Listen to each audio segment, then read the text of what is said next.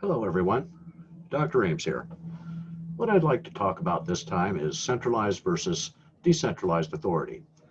It's a fairly simple concept. We either hold the authority and the decision making at the top, or we extend it into lower levels of the company.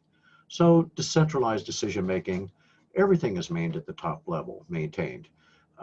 Decisions on just about everything. And so it means tight control. Decentralized authority really is when we give up some of that power that we have as managers and we allow workers at various levels in the company to make some on the spot decisions, that we give them more responsibility and so forth. So we are actually delegating our authority to more lower level managers in those situations where it just makes sense that we give them a chance to make these decisions versus ourselves. And this is really something that people respond to quite favorably. It makes them feel like they are a part of things, that they are considered capable and so forth. And it's really a morale builder. So here's some of the facts that we can look at, the advantages and disadvantages of centralized versus decentralized thinking. Centralized definitely have control. Top management is controlling everything and nothing gets done until they actually pass on it and make a decision. It does make things a little simpler in that sense. You have one person to go through, one hierarchy of authority to work through, and so forth. And it can mean, depending on how it's handled, that you do have a very strong corporate image and reputation, that you get things done, that you get things accomplished. The public is not noticing that you are centralized versus decentralized. They're noticing the results. And so quite often, if it is tightly controlled, it's not necessarily a bad thing, but it is a certain way of organizing and getting things accomplished. Of course, the downside of being centralized is you're not as flexible or adaptable if everything has to come from the top. And so if you're less responsive to your customers, well, that's because your lower level managers aren't always able to make spot decisions, assume some of the responsibility, and just the fact that they are the contact point for your company tells you that they are in a situation where they may be able to really make an impact on things. And so that is one of the downsides, the fact that we can't respond as quickly because decision making is out of our, our lower level control.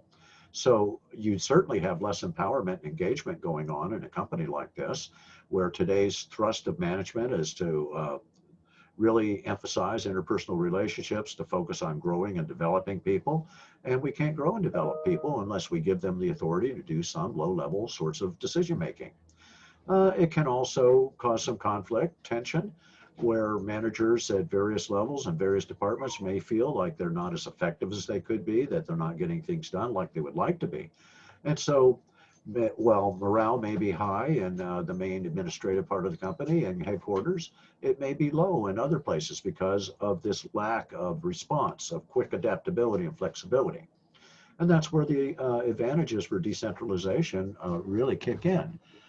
You can adapt to what the customer wants because you've extended some of that decision making to different situations where you can respond quicker. And certainly, if you're decentralized, and one of the big tenets of it is you are empowering people. You're engaging with your employees to create conditions for them to grow and develop. It definitely means that your decision making is much faster. You don't have to wait for a response. And then, of course, what we get out of all that is people do have better morale. And there are so many things that come out of having better morale, better performance and production, a better and stronger organizational culture. Now, of course, we could say that the downside of decentralization is we aren't quite as efficient. Um, it's less efficient when we have many people making decisions than if we just have one. But there's that time factor that is so important to us.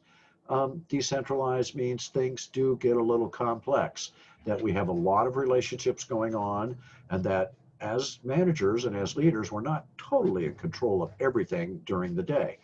But we've thought about those things that we can extend and delegate our power to, and what is acceptable and what is not.